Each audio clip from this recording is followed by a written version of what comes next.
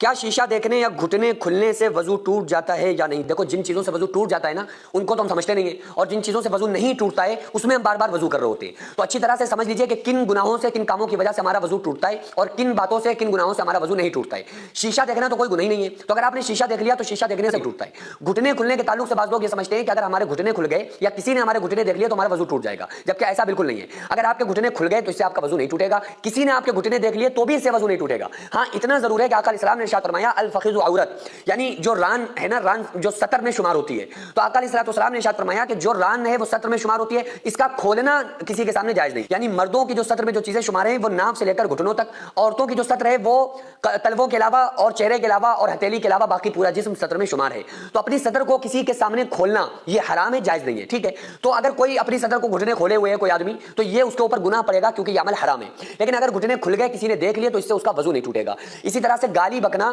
یا کسی کو گالی دینا یہ گناہ ہے، یہ زبان گندی کرتا ہے، یہ آپ کے جو اعمال ہیں ان کے اوپر اس گالی بکنے سے، برے الفاظ زبان سے نکالنے سے ایمان اور اعمال کا نور جاتا رہتا ہے، تو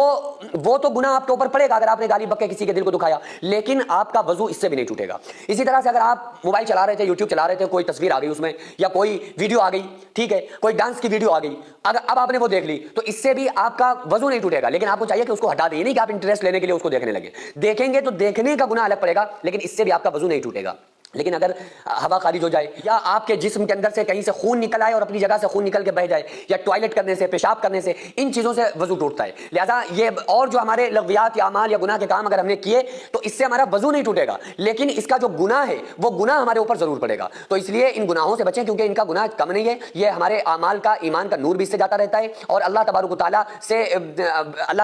سے ہیبت سی پیدا ہوتی رہتی ہے، اور گناہوں سے پھر محبت ہونے لگتی ہے، اور ہم لوگ نیک اعمال سے پھر دور ہوتے چلے جاتے ہیں۔ اس لیے ان گناہوں سے بچیں، لیکن اس سے وضو نہیں ٹوٹتا ہے۔